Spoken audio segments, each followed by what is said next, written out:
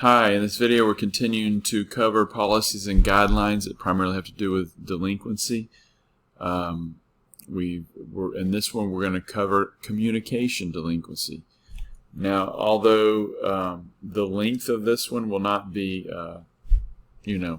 very lengthy, because you're going to hear about communication in other contexts and the importance of it. Communication is of the utmost importance at Helping Hands for the community. Community is important, and you can't have community without communication, even if it's just 2 or 3 people. So communication is vital to meet our goals and helping you, the resident, build new and better life for yourself and your family. It's just a life skill, obviously, right? We need each other, and relationships can't be formed and flourish without proper communication being present. So that goes with Helping Hands as well. And again, this is covered in other aspects as well to provide direction and weight of conviction, so that while you are with us, you will communicate with us on a high level of effectiveness. All right. So proper and effective communication, I'm reading now, between staff and residents is essential and is a matter of respect and requirement. Respect and requirement. Effective communication, or for communication to be effective between 2 or more people, it must be obviously present, but it also must be respectfully present, and it must be clearly heard so that the desired outcomes can be manifest. But not only does it need to be heard, but it needs to be understood. So when we're communicating with each other, we need to think about, okay, am I communicating this in a way that it's understood? Whether that's tone or content, is it going to be understood properly? Because we can't act on what's not, I should say this, we can't apply or act on it correctly if it's not understood correctly. Or if it's misunderstood, then we would have a misunderstood application. So we need to be conscious to be communicating, and conscientious of how and what we communicate. So effective communication should be respectful. It should be clearly heard and understood. So heard and understood, that means, sometimes a text would be appropriate, sometimes a phone call would be appropriate, sometimes maybe an email would be appropriate. Sometimes only face-to-face is appropriate or most efficient. So again, respectful, clearly heard, understood, and responded to at a sufficient and reasonable rate and pace. That's very important, especially on the staff side of things.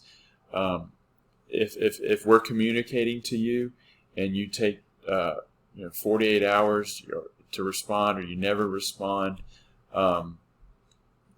not only does that hurt you, but it creates a greater workload on us. So if you think about staff of Helping Hands, we have 18 apartments. If every one of those apartments is full, and let's just say not only full, let's just say there's an average of 3 people in each apartment, adult and children, that's 54 people that we're trying to help in one degree or another. And whoever we're going to be helping, it takes communication. If we're trying to help an adult and their children, there's going to be a greater volume of communication and so forth. So why do I say that? If you're delaying your response, and we've reached out to you with a question or something like that, and you're delaying your response, that's something that we have to keep on our mental real estate or on our to-do list that we can't check off, and it just accumulates over time. With not only the present communication that we're making with people, but the things that we've already tried to communicate and are not getting a response in. So the rate of response to communication efforts is important too.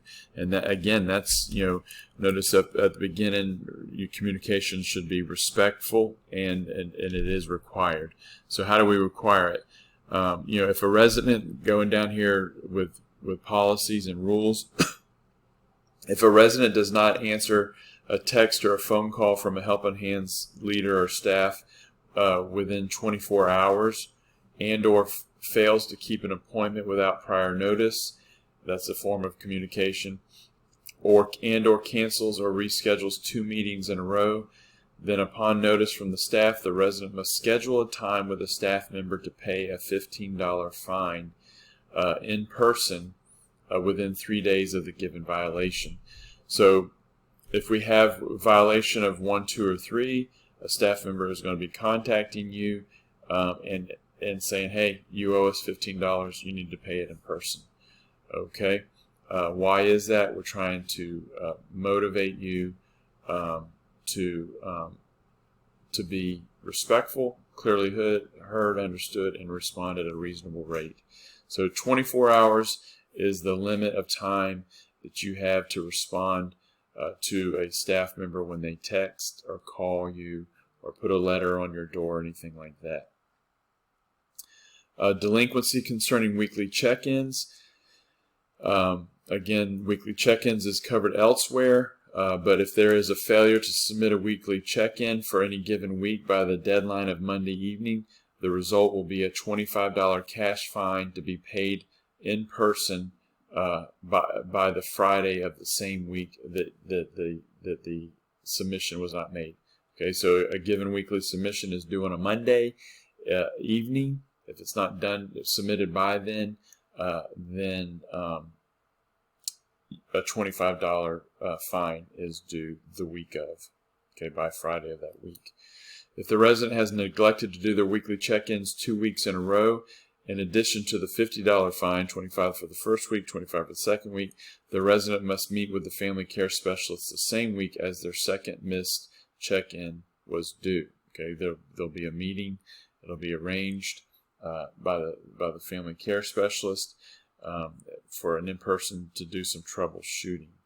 Alrighty, so we're dealing with communication delinquencies, and that's a wrap there. And another one we'll deal with apartment inspections. Alrighty, again, thank you for your time and your attention, your commitment, and your effort to communicate. Alrighty, thank you. Bye.